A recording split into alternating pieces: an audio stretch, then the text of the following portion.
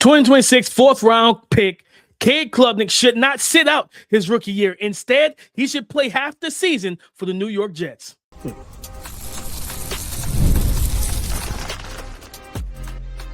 You are Locked On NFL Draft, your daily podcast covering the NFL Draft. Part of the Locked On Podcast Network, your team every day.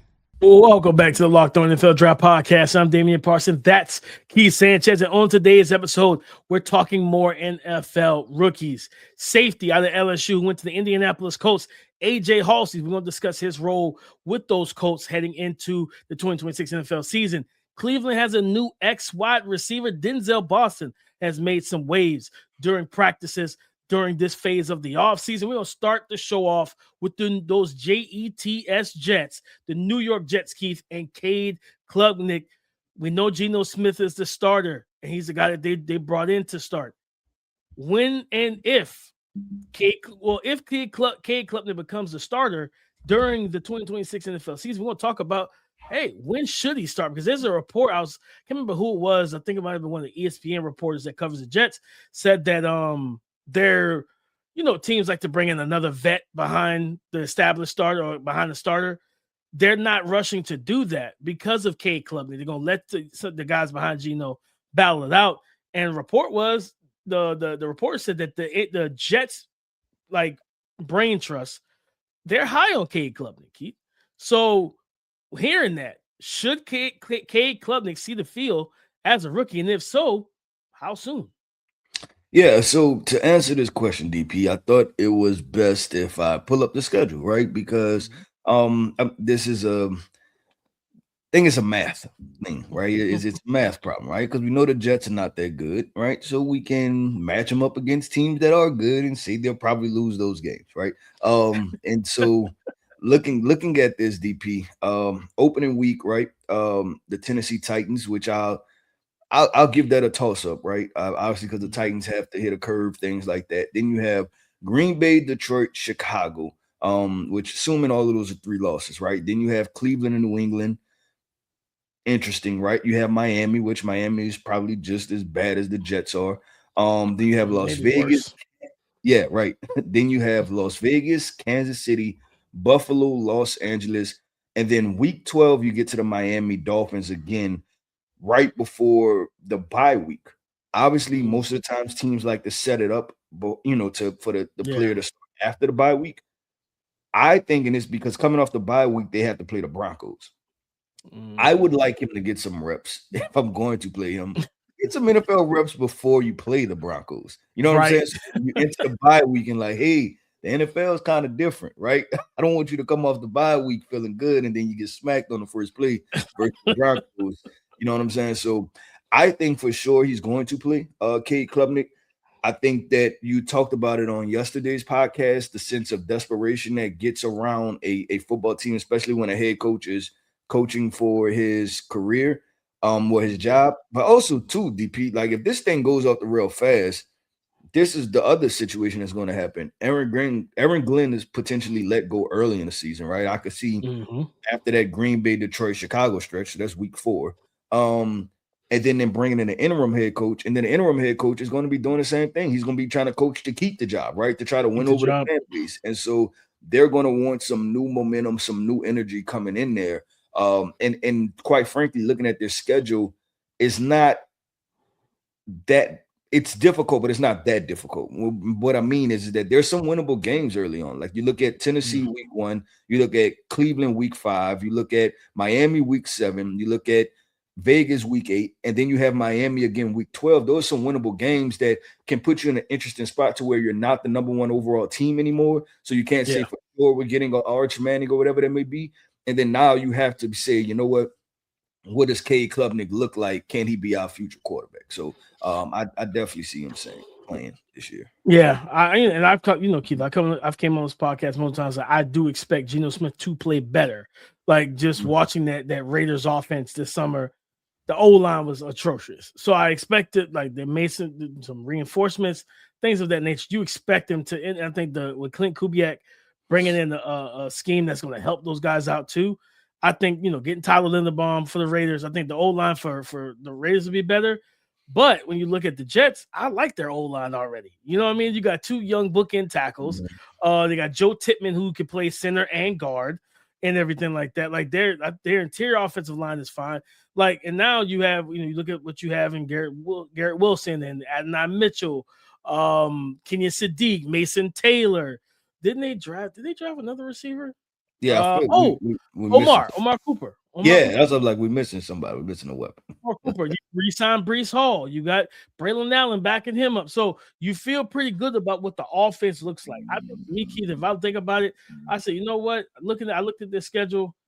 I'm ripping the Band-Aid off, Keith. I'm ripping the Band-Aid off right around October 18th, and that's the game versus the Patriots. Let's go ahead and get that big lump out the way, right? If you're gonna take that knot on the side of the head, let's take it out. Let's get it out the way now, right? Let's go ahead and take that first lick and then watch you recover. Because at the end of the day, if the Jets are high on him, as the report says, why not? Because as I mentioned it yesterday, Keith, when Desmond Ridder was drafted to the Falcons, they had Marcus Mariota start. It was well known within the first 4 weeks of that season, you needed to bench Marcus Mariota and see what you had in Desmond Ridder. There was a whole low light reel of Kyle Pitts being wide open and Mariota missing him time and time again before Kyle Pitts got hurt that year. And I'm like, okay, bench him now. I think they had it might have been the Saints game. They had a big lead on the Saints, and the Saints came back. Was Jameis Winston the quarterback? Might have been. I don't know. I don't know who was the quarterback at the time. But the Saints came back. I think they won that game and beat the Falcons. I was like, all right, if this isn't enough of a reason to go ahead and bench Mariota and let you see what you have in Ridder, because then, Keith, because all you had to do is see what you have in Ridder. If you like the 10, 12 game stretch, okay, cool. We just use our draft picks, build up the offense, build up the team around them. When you only give a quarterback a run rate like 4 games, especially a guy you didn't draft highly, you put yourself in some odd spots. And for the franchise, like you talked about, Aaron Glenn, is he getting fired midseason, or is he getting fired after the season? Because if that happens, there's a shift that comes. New OC, probably new GM, new head coach, all that comes in, and they're like, we didn't draft you. You know what I mean? Like we just talked about yesterday with Will Howard, right? Like Mike McCarthy comes in and drafts a quarterback in the 3rd round of his first draft as the new head coach of the Pittsburgh Steelers. So it's like a new coach comes in like, I want my guy, right? Like they'll leave you on the roster, but they want their guy. So if I'm the Jets, I let them start. I want to get them out the way. Well, I said October 18th or whatever it was, that Patriots game. Let's get it done. Let you go out here, let you battle, right? And we're not expecting you to come out here and win this game. If you win, that's a real big confidence boost for you. And now we get to build upon that the rest of the season, give you a runway so we can evaluate the tape and see where we go from there. And then, like I said, by the time you get to the bye week, he's kind of warmed up. He's like, okay, I see what the NFL is like. I see what the speed of the game is like, things like that. And now we can kind of, because remember my comp for him, was it, I said there was some Bo Nix to where it's like, if you get him with the right OC and things like that, let him, because their skill sets are very, very similar between him and Bo Nix. Good arm, good athletes, can extend plays and use their legs. The difference is Bo plays with such immense confidence, even when he makes mistakes, that it doesn't really matter. Like Cade, on the other hand, if Cade makes a mistake, he can get a little down on himself. You know what I mean? At least while he was at Clemson. Could be different in the NFL. Keith, he could have a whole different swag in New York than what he had in Clemson. So I think he definitely should start. I'm doing it early October, middle October, Keith. I want to give him a nice runway to tell us who you are. Should we bet on you going into next year? Or if we got 3 first-round picks, we know what we're doing with you before we go draft anybody else. Yeah, I think that's a huge factor, right? Having those 3 first-round picks, because even if you're sitting at pick 8, I mean, how many get you to the next, right, to number 1 overall? Right. And I think that's the conversation and I mean, I kind of see where you're coming from, that with Cade Klubnik, do you do it early because you want to know what you have? Yeah, like you want to for sure know what you have, not kind of guessing, not being at 75%. You want to 100% know, because you could take those 3 first-round picks and turn them into premier players, right? Like that could be a Jeremiah Smith, a Colin Simmons, and whoever the number one corner is. Think about all 3 picks are like terrible pick, or like the records are bad, and so it means you got 3 top 10 picks, and you don't have to draft a quarterback. You can walk out of there with Jeremiah Smith, Colin Simmons, and either Leonard Moore at corner or Ellis Robinson, the 4th from Georgia, and you got yourself 3 game changers. Now, when it comes down to paying all those guys, that's down the road. Don't worry about that right now. We just get the impact players in to change this culture, but you'll be able to get yourself 3 near elite prospects and not have to draft a quarterback. Like, that's a really good thing, but you won't know if you could do that until you see what you have for a prolonged time with the Cade Klubnik. Yep, I agree 100% with DP. Listen, there's a lot of talk about Deshaun Watson and Shedeur Sanders battling it out for QB1, but guess what? There's a rookie wide receiver that's making a lot of noise. Mr. Denzel Boston, out of Washington, is making a lot of noise. Should he be a starter? We're going to discuss his impact with the Cleveland Browns as their new ex-wide receiver. We'll discuss that coming up. We can stream anything, order food in minutes, do everything from our phones, and somehow buying tickets to live events still feels way harder than it should be. Long lines, confusing checkout processes, prices jumping at the last second. It shouldn't be that complicated. Well, that's why there is Game Time. It gives fans the advantage and makes getting tickets fast and simple. When you go to the website, you can see the full price up front with no surprise fees at checkout. The seat views are huge. You can check your exact view before you purchase your tickets. So take the guesswork out of buying tickets to every type of event with Game Time. Download the Game Time app, create an account, and use the code LOCKEDON for $20 off your first purchase. Terms apply. Again, create an account and use the redeem code LOCKEDON for $20 off. Download the Game Time app today. Again, download the Game Time app today. Get your daily Locked On NFL draft fix completely ad-free by joining the Everyday Club today. Start your 7-day free trial right now and get closer to your team without the interruptions. Click the link in the show notes or go to LockedOnNFLDraft.supercast.com to claim your free trial. Keith, Denzel Boston, a guy that we both like coming out of the 2026 NFL draft. Thought he would have been a late, kind of mid to late round 1 guy. He was an early round 2 wide receiver. He was a second receiver for the Cleveland Browns, creating a nice duo of young wide receivers between him and KC Concepcion. And he has been doing some good things in this phase of workouts and mini camps and OTA practices and all those type of things. There was a clip that was surfacing on Twitter of him catching a goal ball. I think it was from Deshaun Watson. I think it was double coverage, matter of fact. And he came down with it, made a grab for the touchdown and things of that nature. They have Cedric Tillman, Jerry Jeudy, things of that nature. Isaiah Bond, who I think will still be a factor this year with his speed and route running that he showcased last year. But the one that's the direct competition to Denzel Boston is a Cedric Tillman, Keith. When you look at Boston as a prospect, do you think that he should be favored to win this job over a guy like Cedric Tillman, who's been in the league for a couple of years? Yeah, I'm gonna go and I'm gonna have a unique answer that doesn't directly answer your question, but it outlines a direction, right? Okay. Ideally, when we talk about the X, Y, and C positions, right? Mm-hmm. My thought process is, do you have 2 X's, right? With Denzel and Cedric Tillman, right? Just 2 of these big, powerful wide receivers. Do one of them end up being a power slot? And the reason I look at it is because Denzel Boston has obviously came in, and I think early on, right, like 2-3 weeks of rookie training camp, whatever that may be, mini camps, he's been what we thought he would be, right? When we talk about the upside of being at Washington, what we discussed, like, hey, this could be a good X wide receiver, right? I don't want to dismiss Cedric Tillman and what he can be and what he has been in the NFL.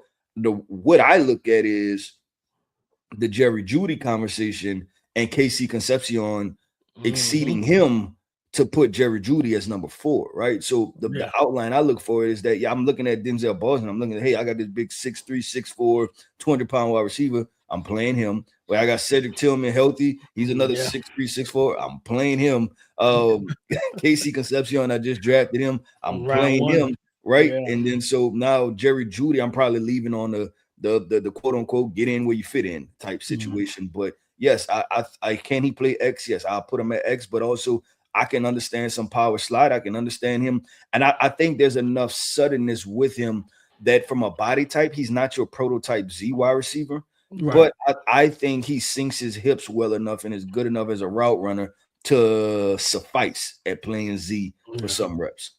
No, 100%. I think that's going to be the Cleveland Browns have a good problem on their hands. Like, you know what I mean? You got a lot of talent now in the wide receiver room.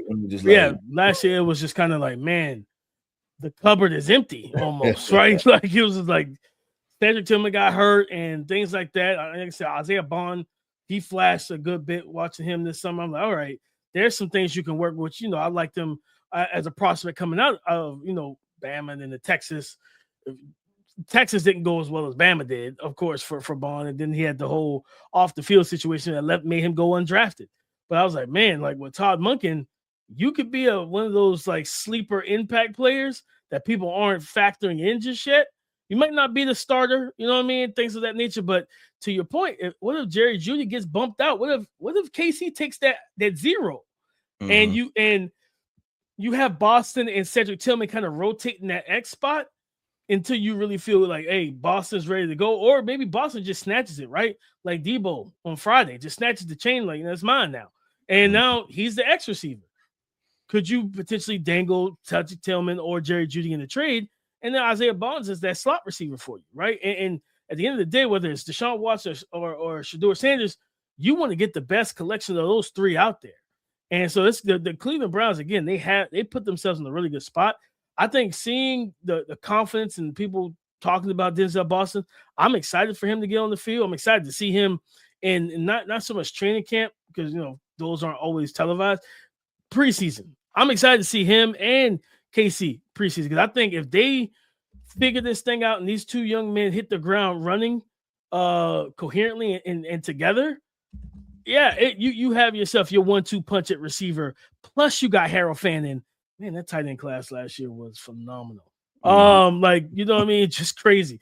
But you got Harold Fannin, who I think Fannin should be the number one guy in the terms of getting the targets. He was really darn. You let David Njoku go for a reason. And that was because of Harold Fannin's emergence. So you got Fannin. You have KC Concepcion, Denzel Boston. The Jerry Jeudy situation, Keith, maybe he's a trade candidate to a team to say, you know what? Like, we need a veteran wide receiver to come in. We know he can get open. Things like that. Catching the ball, still always a discussion. But he can get open, right? So, like, if he can start catching the ball just a little bit better, we can work with that. But Denzel Boston, Keith, I'm excited for. I'm excited to see him in preseason. Because, again, when you're 6'4", like I said, good route runner, enough suddenness to win, and he plays all three receiver spots. Like that IQ to be able to play the X, the slot, the Z, bunch, stack sets, motion. He can do all those different things and still be a guy that wins. Yeah, man, I think the stock is up for Denzel Boston. Yeah, 100%. But DP, we're going to stay up north, I guess, in the Midwest area, right? We're going to talk about those Indianapolis Colts and their rookie safety that they drafted, AJ Haulcy, a guy that finished within the top 50, I believe, for us in our top 50 rankings over here, Locked On NFL Draft. We're going to discuss his role with the Colts, right? Will it be Bob Sanders-ish, right? That's the question. That's what we're going to discuss coming up.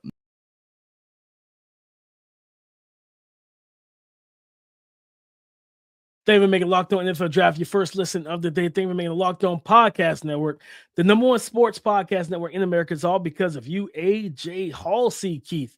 New rookie safety to the Indianapolis Colts. I think, was he their first pick? Because they didn't have a round one pick. That was the sauce. So I want to see. I think he was their first pick off the board, if I'm not mistaken. Either first or no, I think the first pick was CJ Allen. Oh, yeah. They got CJ Allen, and then they drafted Haulcy after him. He played in your neck of the woods, right in your backyard at LSU this season. We watched him develop. We watched him take major steps forward after playing at Houston. What type of impact and role do you think he could have for this Colts secondary? Yeah, I think it's an immediate impact, and I think it's it's high impact, right? Immediately high impact. Looking at this secondary, right? You obviously Sauce Gardner, Wanye Thomas, they have at starting safety, Cam Bynum, Travaris Ward, nickel, they have Justin Wally. I think he comes in, DP, and he's an enforcer on the back end. And I think with the Indianapolis coach from a perspective, right, like from a philosophy, maybe you want to say as far as culture, they wanted to get physical, right? You just discussed who did they select first. They went and got CJ Allen to play that middle linebacker position, right? To be that downhill thumper, tough, nasty guy. A lot of times people don't think about that on the third level, right? Like the defensive backs, as far as the corners and the safeties, he's going to be that. But also, DP, the underrated part of the game, and you have it up here on YouTube. You have a picture of him catching the interception. The guy gets his hands on footballs too, right? Like he's a playmaker. He finds ways to make plays, in my opinion, and I think that he finished in the top 50 for us, and it's because we respected what he was able to do as a football player. So I think the impact could be immense. I think the Indianapolis Colts, as they've went through, from going back to the Peyton Manning days, right? It's always, we'll figure out the offense. Can the defense keep up, right? And I think this year they tried to draft some pieces to kind of round out the defense to become a more balanced football team, because I think last year it was a lot of outscoring opponents, right? But when you can't outscore them, how do you stop them? And I think that's the conversation, right? Like, how do we, because they missed the playoffs, right? They missed the playoffs. Yep. And they went from what they were like 8-1, 8-2, flying high, the best, or at that point, arguably the best team in the NFL, right? Depending on week in and week out, to not making the playoffs. Obviously, you lost your quarterback, but you would think that we can squeeze out defense and run game, squeeze out 2 or 3 wins, right? I want to say they went 0 for 8, 0 for 9 or something down the back end stretch, or 1 for 8. It was something bad. I think they lost. They might have lost every game. So it was like, I think he got hurt against the Jags, maybe, Daniel Jones. They had lost the 2 games prior to that. And then he got hurt like early in that game. They lost that game. I think they lost every game after that. And it was just like, they hit a slide. And it was just like, they brought in Phillip Rivers because Anthony Richardson they lost 7 in a row. Yeah. Lost 7 games 7 in a row. Season. They were like, I think they were like 8-3 or something like that, or 8-2 going into that game against Jacksonville. And then Daniel Jones get hurt. And they're basically they lost, every game. It was 7 in a row. So I'm with you on that, Keith. I think that, like, because what they have at free safety is Cam Bynum, who they signed that left Minnesota last offseason. He plays that free safety role, letting AJ Haulcy. I want him being. You mentioned Bob Sanders, like, you know what I mean. I want him to be that Bob Sanders, living that Cam Chancellor role where he's hovering. And like as we know, because when I watched him my last year at the Draft Network while he was at Houston, I was like, man, this dude is he's a physical player. Like, he was out there, like, there was some hits. I'm like, I don't know if you got a concussion or what of y'all got a concussion, because he was out there striking guys. I was like, he's putting the fear of God in receivers, and you don't see that in football no more like that. Bring back real football. But then you saw the natural development, in terms of baiting quarterbacks, taking the ball away, getting his hands on interceptions, things like that. Let him hover. Come out in too high. Let him rotate down, post snap, be some robber technique, things like that. And then also bring him in the box as a +1 in the run game. You got that physical, and he's built like a linebacker, Keith. Like, you know what I mean? Seeing him at the combine, no pads, stuff like that. He's walking. I'm like, this is a big guy at safety. Like, and he hits like it. So bring him down in the box and be a +1 in the run game. And I think Lou Anarumo is the defensive coordinator for the Indianapolis Colts. Fast, physical, intense playmaking. That's what you need. And I think AJ Haulcy absolutely brings that. And, CJ, I mean, that kind of makes sense. You got CJ Allen, who's the exact same thing. He's just that linebacker. Fast, physical, intense playmaker. Like, he brings that. They had a clear-cut plan. Okay, we don't have a pick in round 1, right? But we got Sauce, we got Justin Wally, we got these guys in our secondary. Cam Bynum. They traded Zaire Franklin away. So now let's go get us our new linebacker, CJ Allen. Bring in AJ Haulcy at the safety spot. Kenny Moore's a free agent. They let him go and everything like that, who's been with them and been one of the best nickel corners in his, during his whole entire career, basically. I like the fit of AJ Haulcy because, again, I think he's going to play multiple roles and impact the passing game for them in the back end, but then also keep impacting the run game. Heck, I'll blitz him too. I'm putting a lot on his plate because when you are that physical, he plays fast downhill. I felt like his instincts, he was moving quicker at LSU. I feel like the game really slowed down for him. Yeah, I'm putting more on his plate. I want him to be just a multi-tooled asset on our defense where we can line you up wherever, we can blitz you from wherever, you go stop the run, drop off, rock somebody's job. Like somebody come across the middle, we'll take the 15. Let's set the tone a little bit. Like we'll take that 15 yards. Early in the game, it's not a problem. Don't do it in the fourth, but early in the game, it's not a problem, right? So I just that's how I look at it, Keith. I think he should be a big time impact for the secondary. Yeah, DP, you said something key. You said when he got to LSU, he improved, right? And that's something that just happens, right? The minute you become a Tiger, you just become bigger, stronger, faster, right? You become more elite. You're ready to attack. You become more physical. Why did I walk into that? Why did I walk into that? That's what happens when you become an LSU Tiger, DP. How did I walk into this is a non-biased part, right? I'm not being biased at all, right? Sure. Oh, but now, DP, as you discussing that, I 100% agree with you, just the outlook of it. Now, look at the rest of this defense, and that's why I say that I don't even think it's something where he should be able to play his game, right? Because, like you said, you went and got Sauce Gardner, we'll say lockdown corner, right? Me and you kind of feel differently, but let's say plus level corner. You got a plus level corner on that side. Tavares Ward, plus level corner. So that part is kind of locked down. And I think when you start to talk about having the freedom to roam a little bit, right? Now you can roam a little bit. Then you look at the defensive front, right? A solid front. You got JT Tuimoloau, you got Grover Stewart, you got DeForest Buckner, and then you have Latu, playing the other end. So I think what the Colts wanted to do, they can do. And I do think that he is, and when I say he, AJ Haulcy is in a good position to be able to beat him. And if I'm not mistaken, Lou Anarumo, I believe he runs a zone scheme. There's a lot of zone concepts to it. So and that fits perfectly for him because him being that big guy that's 6 foot, 225 pounds, he's an instinctive player against the pass. Yeah. And I think that's going to allow him to play downhill, put his heels in the ground, play forward, and jump some things. So I expect a potentially big year from him because when you look at the surrounding settings for him, it kind of fits what he does. Yeah, and then, Keith, you factor in kind of the uncertainty until we know for certain what's going to happen with Daniel Jones and his recovery from the Achilles, right? That's not an injury I typically want to rush somebody back from, you know what I mean? Because it's such a devastating injury. We see it in basketball. It takes guys a little while to come back from that Achilles tear, especially depending on when you tore it. They were like 11 to 12 games into the season when he tore his Achilles and everything in terms of Daniel Jones.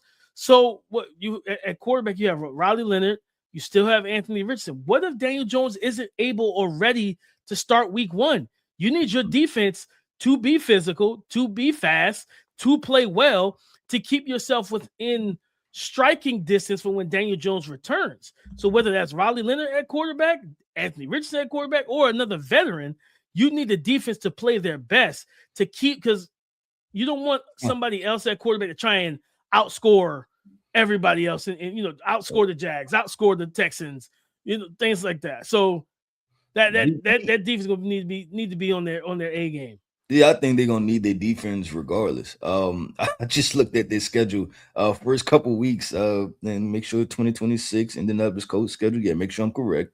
They start with the Ravens. They go to then they have the Chiefs, then they have the Texans, then they have the Commanders, then they have the Steelers. So yeah, you kind of better be not great. You better be able to rock and roll. Not great. Right off the jump. So we'll see how that goes. But DP, that wraps up another episode, man, of the Locked On NFL Draft Podcast. I want to end this podcast off by saying shout out to our everydayers. Thank you for tapping in with us each and every single day. I am Keith Sanchez. You can find me on X at The Talent Code. That right there is my guy, my co-host, Mr. Damian Parson. You can find him on X at DP_NFL. And like we like to say, man, y'all gonna talk to us because we like to talk back. Go subscribe and follow for free on YouTube, wherever you listen to podcasts to get the latest episode as soon as it is available. Coming up next week, guys, on Monday, we're starting our summer scouting series, and we know we got to talk quarterbacks. There's a lot of quarterbacks to watch. And heading into the 2026 college football season, Arch Manning, Darian Mensah. There's a lot of guys, right? So we're going to get into those guys, talk about the quarterbacks and everything starting next week. So come and join the conversation again tomorrow on the Locked On Podcast Network, your team every day.